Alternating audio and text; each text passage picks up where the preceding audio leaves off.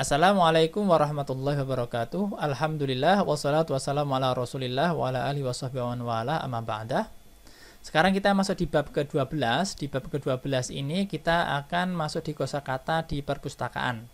Nah, ini pertama ada nadharah, ini artinya kacamata.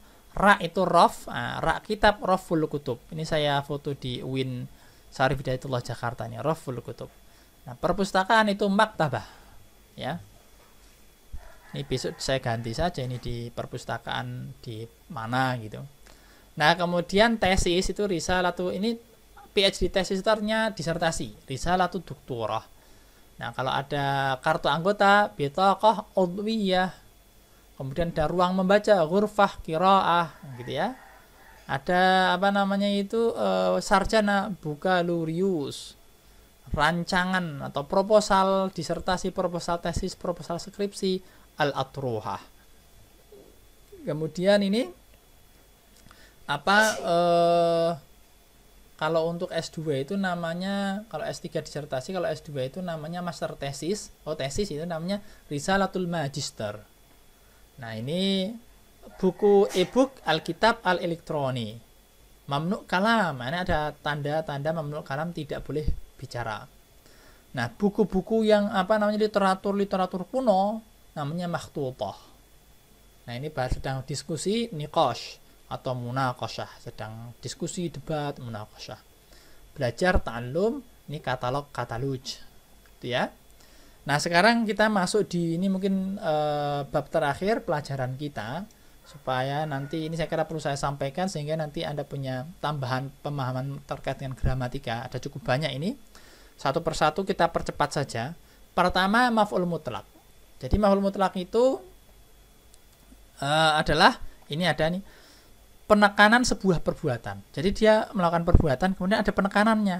Nah, penekanan itu bisa betul-betul melakukan itu, takkid sungguh-sungguh ya. Untuk sungguh-sungguh melakukan itu, nanti saya ganti saja, jangan betul-betul sungguh-sungguh saja.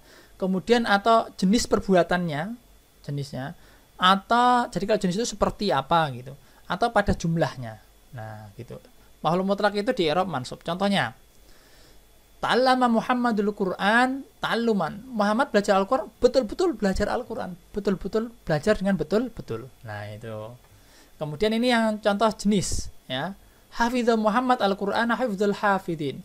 Muhammad itu belajar mempelajari Al-Qur'an, menghafal Al-Qur'an sebagaimana hafalan para hafid. Nah, gitu ya.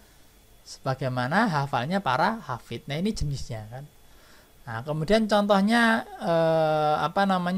ini juga jenis ini. Jenis juga. Hafidha Muhammad Al-Qur'an hifdzan qawiyan. Muhammad menghafal Al-Qur'an dengan hafalan yang kuat. Nah, biasa juga kayak gitu. Dengan hafalan yang kuat. Kemudian ini jumlah. Darabal amil hajar darbatain. Pekerja itu memukul batu 2 kali pukulan. Nah, jadi seperti itu ya. Bisa takkid, bisa bayanun nau', bisa adat. Itu maf'ul mutlak. Nah, sekarang kita langsung masuk yang maf'ul ajli. Intinya ini Anda lihat, nah ini Anda catat gitu saja. Ini saya sederhanakan dari buku An-Nahwu al-Wadhih itu, saya sederhanakan hanya jadi cuma itu saja. Biar Anda juga gampang, mudah untuk memahaminya. Ini maf'ul ajli juga saya sederhanakan. Nah, kalau Anda baca langsung di Nahwu al-Wadhih itu nanti menjadi panjang, tapi ini saya sederhanakan jadi seperti ini. Maf'ul ajli itu menerangkan untuk apa sebuah perbuatan itu dilakukan. Nah, sederhana kan? Contohnya seperti ini. Ta'alamtul Qur'ana, saya belajar Al-Qur'an untuk apa? Ibtigha'an mardhatillah, untuk mencari ridha Allah. Nah, gitu. Safartu ila Yogyakarta, saya safar ke Yogyakarta. Safar itu apa bahasa Indonesianya? Ya, safar lah. Pergi jauh itu namanya safar. Saya safar ke Yogyakarta. Nah, untuk apa? Thalaban lil ilmi, untuk mencari ilmu. Nah, itu namanya ili ajli. Kemudian ada lagi nih. Jalasna bil hudu, kami duduk dengan tenang. Untuk apa duduk dengan tenang? Ihtiraman lil ustad. Nah, untuk menghormati ustad. Nah, jadi ini namanya maf'ul ajli. Untuk apa? Nah, gampang kan? Kita lanjut. Nah, ini dzaraf. Dzaraf kemarin kita sudah menyinggung makna kata-kata dzaraf ya. Dzaraf ada yang dzaraf makan, ada dzaraf zaman. Makan itu artinya tempat, zaman itu artinya waktu. Dzaraf itu dia seperti isim sebetulnya. Jadi dia beramalnya seperti isim. Nah, contohnya sebelum ke contoh saya akan bacakan ini ya. Dzaraf zaman itu apa? Dzaraf zaman itu isim mansub yang menjelaskan waktu sebuah perbuatan itu dilakukan. Jadi kapan perbuatan itu dilakukan. Seperti itu. Kemudian dzaraf makan isim mansub yang menjelaskan tempat sebuah perbuatan itu dilakukan. Ini saya sederhanakan seperti itu. Oke, kita masuk di contohnya. Qara'tul Qur'an. Nah, saya telah membaca Al-Qur'an. Kapan? Sobahan, pada pagi hari. Jadi untuk menjelaskan waktu membaca Al-Qur'an tadi. Sata'allamul Qur'ana fi hadzal ma'had. Saya akan belajar Al-Qur'an di pondok pesantren ini. Kapan? Berapa lama? Syahron, selama 1 bulan. Nah, itu juga dzaraf zaman gitu. Contoh 3. Iltaqa Muhammadun al-ustadza. Muhammad bertemu ustadznya. Loh, kapan? Awwala amsin, kemarin lusa. Tuh. Contoh selanjutnya. Jalastu, saya telah duduk di mana? Khalfa babil masjid, di belakang pintu masjid. Nah, itu dzaraf zaman. Kalau tadi kan makan. Maaf, ini yang makan. Sampai salah omong. Namanya belakang pintu itu ya namanya tempat ya. Belakang pintu masjid itu tempat. Kalau yang tadi zaman. Contoh selanjutnya, nusyawir, kami bermusyawarah. Di mana musyawarahnya? Tahtas syajarah, di bawah pohon. Oke, itu dzaraf makan dan dzaraf zaman. Kita lanjutkan. Nah, ini lumayan banyak ini. Pengecualian atau al-istitsna. Al-istitsna itu bisa dengan huruf illa, artinya kecuali. Nah, ini ada beberapa skenario. Skenario pertama, Anda harus mengenal mustatsna sama mustatsna minhu. Mustatsna minhu itu yang dikecualikan. Mustasna itu yang dikecualikan. Kalau mustasna minhu itu bahasa Indonesia gimana ya? Intinya kalau kecuali ini, nah ini itu mustasna. Nanti Anda lihatlah itu apa kalau diterjemahkan apa gitu mana dalam bahasa Indonesia. Contohnya ya, hadratul labu illa aliyan atau illa aliyun. Nah, mustasna minhunya itu at-tullab, illa itu harful istitsna, aliyan atau aliyun itu mustatsna. Oke, ini skenario pertama. Jika mustasnanya itu bagian dari mustasna minhu, Ali itu tadi kan bagian dari mahasiswa. Artinya Ali itu kan juga mahasiswa. Nah, Ali itu bagian dari mahasiswa. Maka mustasna bisa nasab atau mengikuti i'rab mustasna minhu. Oke. Bisa nasab atau mengikuti i'rab mustasna minhu. Oke. Karena Ali ini bagian dari tulab, maka dia itu bisa nasab aliyan itu nasab. Atau mengikuti i'rabnya mustasna minhunya. At-tulab ini kan fa'il, fa'ilnya marfu, tandanya dhammah, maka ini juga dhammah aliyun. Hadratul labu illa aliyan atau illa aliyun. Jadi tanda rafa'nya Ali itu juga dhammah sama tanda rafa'nya tulab. Tulab ini jamak taksir, tanda rafa'nya juga dhammah. Oke, skenario kedua. Jika mustasna minhunya tidak ada, nah kalau mustasna minhunya tidak ada, maka mustasnanya di i'rab sesuai dengan kedudukannya. Loh, kok bisa mustasna minhu tidak ada? Nah, kita lihat contohnya. La yafhamu illal ustadz. Tidak ada yang paham kecuali ustadz. Mana mustasna minhunya? Kalau yang tadi kan hadratul lab illa aliyan atau illa aliyun.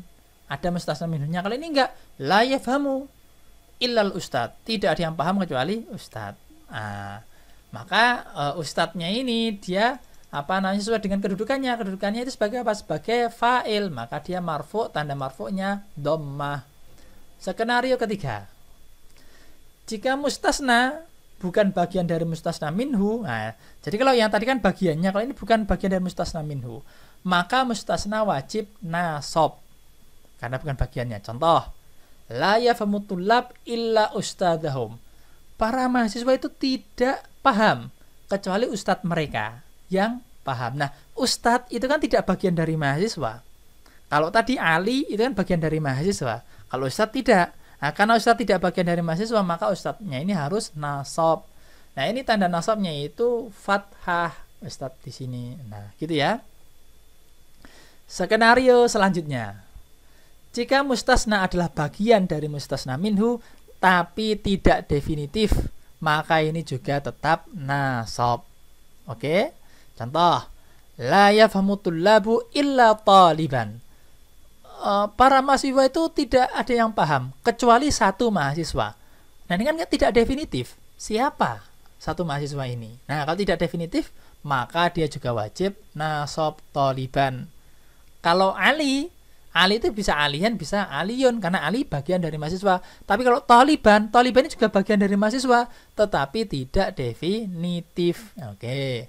Lanjutnya, la yafhamu tullabu illa wahidan. Para mahasiswa tidak paham kecuali satu mahasiswa saja. Nah, satu mahasiswa ini siapa? Tidak definitif, maka dia wajib nasab. Ini saya sederhanakan dari Nahwu Wadhih. Anda bisa baca langsung di sana, tapi di sana banyak sekali tulisannya. Kalau seandainya mau lebih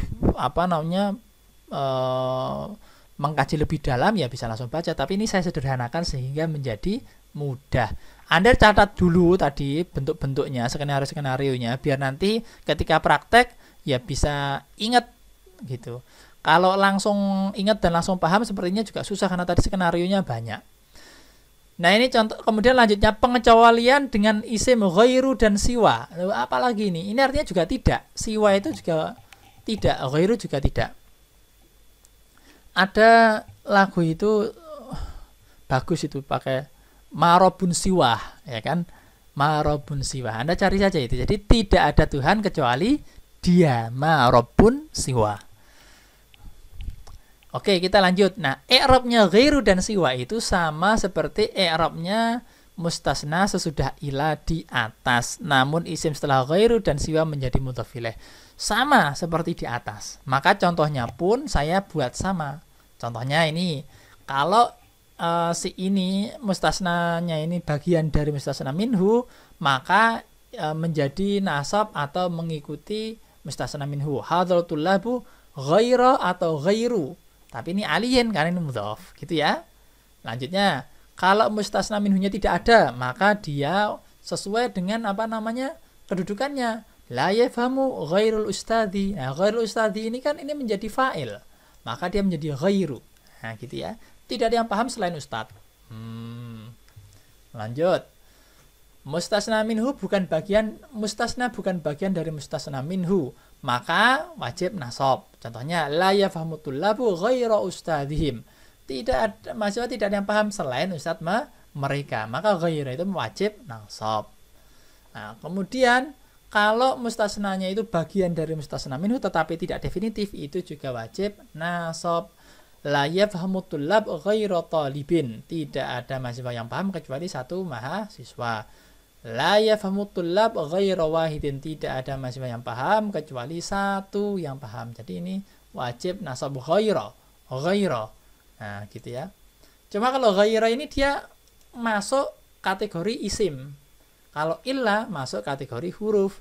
Karena ghaira ini masuk kategori isim, akhirnya yang di i'rabnya berubah itu malah ghairanya ini. Kenapa saya berikan contoh ghaira tidak contoh siwa? Karena siwa itu di belakangnya ada huruf mu'tal.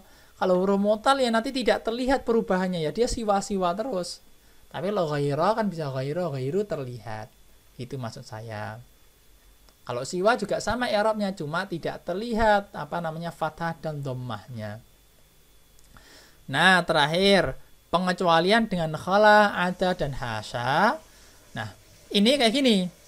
Kalau hasya, ada sama khala ini diasumsikan sebagai fi'il, maka mustasnanya mansub. Oke. Kalau hasya, ada dan khala itu diasumsikan sebagai huruf jar, maka mustasnanya majrur. Oke. Kalau ditambahi ma, maka menjadi mansub. Gampang toh? Contoh. Ini saya kasih contoh khala saja. Nanti yang lain juga sama bentuknya sebetulnya. Dan ini artinya semuanya kecuali. Nggak ada yang beda ya. Hadharatul labu khala aliyan. Nah, gitu ya. Jadi para mahasiswa itu hadir kecuali Ali. Oke. Ini khala ini dianggap sebagai fi'il. Hadaratul labu khala aliyin. Nah, semua mahasiswa atau para mahasiswa hadir kecuali Ali, sama artinya, tapi khala ini dianggap sebagai isim. Jadi Ali menjadi aliyin. Kalau tadi kan fiil, ini dianggap sebagai isim. Lu kok dianggap sebagai isim? Ya terserah yang nulis ini. Terserah Anda mau anggap sebagai isim atau fiil, bisa, itu pilihan sendiri. Nah, tetapi kalau ditambah ma, hadaratul labu ma khala, itu harus aliyan, tidak boleh aliyin. Gitu ya. Artinya juga sama, para mahasiswa hadir kecuali Ali. Oke, sekarang terakhir. Oh, belum terakhir. Keadaan atau hal itu keadaan, isim mansub yang menjelaskan keadaan pelaku atau objek ketika melakukan sebuah pekerjaan. Ketika melakukan pekerjaan itu dia ngapain gitu loh. Sambil duduk, sambil berdiri, sambil gembira, gitu bisa. Saya kasih contoh nih, sama semua saja artinya. Muhammad membaca Al-Quran dengan keadaan senang. Nah, itu banyak ternyata bentuknya. Semua nih hal. Qara Muhammadun Al-Qur'ana fariha. Muhammad membaca Al-Quran dengan senang. Qara Muhammadun Al-Qur'ana masrura. Muhammad membaca Al-Quran dengan senang. Qara Muhammad Al-Qur'ana wa huwa sa'id. Muhammad baca Al-Quran dia senang. Qara Muhammadun Al-Qur'ana bisurur. Muhammad baca Al-Quran dengan senang. Nah, sama semua artinya. Tapi halnya tadi bentuknya berbeda-beda. Kayak gitu bisa. Nah, sekarang kita masuk tamyiz. Oke, ini semoga menjadi ini yang terakhir ini. Oh, ternyata lumayan banyak juga. Ini juga sudah saya sederhanakan. Pertama ini tamyiz. Tamyiz itu ada dua, ada yang malfuz, ada yang malhuz. Oke, yang malfuz itu kan dari kata lafat, terlafatkan. Itu ada 3. Jadi tamyiz itu apa? Isim yang membatasi isim lainnya dalam hal timbangan, ukuran, jarak, dan jumlah. Gitu ya. Contohnya seperti ini saya beri contoh. Tamyiz yang timbangan, ukuran, dan jarak bisa di i'rab mansub atau majrur dengan idhofah atau huruf min. Jadi dia mansub, tapi dia bisa majrur karena dia idhofah. Nah, mudhaf ilaih sepertinya dulu kita sudah belajar. Atau dia majrur karena ada huruf min. Contohnya, syaraba Muhammad. Muhammad minum. Muhammad minum. Muhammad telah minum. Nah, kemudian diberikan batas. Nah, minumnya itu berapa banyak? Dikasih batasan. Kuban ma'an, 1 gelas air. Nah, itu pembatasan toh. Kuba ma'in, segelas air. Kuban min ma'in, segelas air. Nah, maka saya katakan itu dibatasi minumnya. Enggak minum terserah 1 sungai, enggak. Tapi minum kuban ma'an. Oke. Contoh yang lain lagi. Itu yang apa namanya itu wazan ya. Wazan itu bisa pakai gelas, kuban ma'an. Sekarang yang ukuran. Ukuran itu bisa meter, kilo, liter. Syarba Muhammad. Muhammad minum 1 sungai, minum 1 laut. Enggak, kita batasi. Litron ma'an, 1 liter air. Atau litron ma'in, 1 liter air. Litron min ma'in, 1 liter air. Itu. Ya tentu 1 liter air itu tidak sekali minum. Itu bisa kasih tambahan fi yaumin, dalam 1 hari. Tapi saya tidak kasih tambahan itu supaya sederhana saja kalimatnya sehingga Anda mudah paham. Oke. Skenario yang ketiga itu juga bisa. Ini apa namanya? Contoh ya. Contoh untuk apa namanya? Ukuran juga.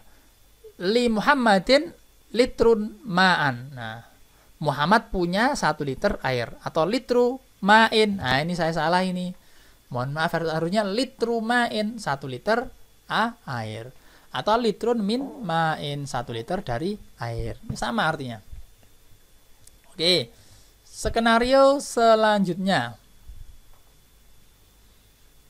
Ini yang belum saya kasih contoh, ini yang jarak berarti ini. Oh, ini ketinggalan. Ya, tidak masalah lah. Bisa mil, bisa kilo mil gitu ya. Harusnya saya kasih contoh juga yang masa. Oke. Tapi intinya ini sudah mewakili. Sekarang kita masuk di tamyiz jumlah atau adat. Di i'rab jamak majrur antara 3 sampai 10, mufrad mansub antara 11 sampai 99 dan mufrad majrur antara 100 sampai 1000. Loh, kayak apa itu? Ternyata ini juga banyak skenarionya. Jadi nanti terkait masalah bilangan ini nanti silahkan Anda amati betul-betul. Ini pertama. Nah, ini pun beda antara mudzakkar sama muannats ya. Pertama kalau mudzakkar dan akil kayak gini jadinya. Ini yang 310, ini yang 11 sampai 99, ini yang 100 sampai 1000. Ra'aitu salasata muslimin. Tamyiznya yang muslimin tadi. Kan ra'aitu salasata, aku melihat 3. 3 apa? Semuanya 3 enggak dibatasi muslimin. Nah, maka saya katakan tamyiz itu pembatasan itu. Jadi, limited ya. Ra'aitu asyrata, aku melihat 10. 10 apa? Muslimin. Ra'aitu ahada asyara, saya melihat 11. 11 apa? Musliman. Nah, ini beda. Kalau muslimin ini jamak mansub, ya. Kalau musliman ini mufrad mansub. Tis'ata tis'ina musliman mufrad mansub. Kalau 100 sampai 1000 mufrad majrur. Alfa muslimin mufrad majrur. Ya. Ra'aitu artinya aku melihat. Mi'ah itu 100, alfa itu 1000. Muslim itu ya muslim lah gitu. Oke, kayak gitu ya. Sekarang kalau mu'annas cuma kayak gini saja bedanya. Ya, coba Anda lihat ini perbedaannya ini sama ini. Anda perhatikan saja. Kalau mu'annas akil jadi salasah muslimat, asyra muslimat, ihda asyrata muslimah, tis'a wa tis'ina muslimatan, mi'ata muslimatin, alfa muslimatin. Anda lihat perubahannya. Muslimat itu jamak muannats salim, salasah muslimat. Kalau muslimatan itu dia mufrad tetapi mansub. Kalau muslimatin dia itu mufrad tetapi majrur. Kayak gitu ya. Oke. Nah ini beda lagi kalau dia ghairu akil. Tadi kan akil. Ini kalau ini ghairu akil. Anda lihat. Mufrad tamyiz mudzakkar laki-laki yang ghairu akil. Contoh kolam. Kolam itu kan mudzakkar kolamun. Tapi kalau aklam dia memang muannas. Oke. Tetapi beda dia statusnya dengan syajarah. Syajarah itu muannas, kalau syajarat itu juga muannas. Aklam juga muannas, tetapi aklam dengan syajarat itu memiliki perlakuan yang berbeda ketika dihubungkan dengan angka. Karena kolamnya tadi mudzakkar ya. Jika mufrad tamyiznya mudzakkar, kolam itu mudzakkar, maka dan dia ghairu akil, maka bentuknya seperti yang ini. Ishtara itu salasata aklamin. Salasata. Kalau yang syajarah ishtara itu salasa syajarat. Nah, yang lanjutannya sama aja. Aklam itu jamak majrur, syajarat jamak majrur. Kalau ini kemudian ishtara itu kalau ahada asyra sampai tis'ata wa tis'in, dia itu mufrad mansub. Ini juga mufrad mansub. Kalau mi'ah sampai alaf dia mufrad majrur. Ini juga mufrad majrur. Jadi kayak gitu. Ini tamyiz yang adat yang jumlah. Nah, selanjutnya ini semuanya tadi masuk kategori tamyiz malfuz. Nah, sekarang kita masuk di tamyiz malhuz. Nah, yang malhuz itu artinya yang diawasi, yang distressing. Nah, maka saya kasih gambaran yang mudah itu yang digaris bawahi, gitu aja di dalam bahasa Indonesia itu. Jadi, isim yang membatasi maksud dari bagian isim lainnya semacam digaris bawahi jika dikaitkan dengan arti malhuz itu. Jadi, contohnya hasunar rajulu. Laki-laki itu baik. Apanya yang baik? Kalaman, bicaranya. Gitu loh. Digaris bawahi kan bicaranya tadi. Tidak semuanya baik. Bisa jadi tubuhnya nggak baik karena dia obesitas. Ya, saya bukan berarti itu ya. Maksudnya yang baik itu apanya gitu loh. Telinganya, hidungnya, atau matanya. Enggak, bukan itu yang baik, tapi bicaranya. Nah, jadi dibatasi di situ. Digaris bawahi. Ar-rajulu kabirun, laki-laki itu besar. Apanya yang besar? Jisman, badannya. Ini garis bawahi. Kemudian lanjut, akal rajulu samaka. Laki-laki itu makan ikan. Apanya yang dimakan? Semuanya dimakan, tidak lahman, dagingnya. Nah, itu yang digaris bawahi. Itu namanya tamyiz malhuz. Ini malhuz ya, bukan malfud. Yang malfud itu di atas. Ini nanti saya ganti. Ada beberapa kesalahan tulis, typo, ya mohon maaf karena sekarang terkadang ya kita tidak tahu ya kalau typo itu kan mungkin karena kelelahan mata dan lain sebagainya sehingga ada kesalahan tulis. Tapi ketika saya menyampaikan kan sering sekali kemudian saya betulkan. Saya kira hanya ini saja. Ini ada saya kira ini sudah cukup lengkap. Anda belajar gramatika dari awal sampai akhir. Memang ini masih belum lengkap semuanya, tetapi Anda mengetahui ini itu sudah, ya menurut saya ini sudah hebat lah. Sudah bisa untuk masuk di pembelajaran qiraatul kutub tahun depan atau semester depan. Terima kasih, saya mohon maaf seandainya banyak tutur kata saya yang salah. Dan karena ini materi terakhir, semoga kita bisa bertemu lagi di materi-materi yang lainnya. Terima kasih. Wassalamualaikum warahmatullahi wabarakatuh.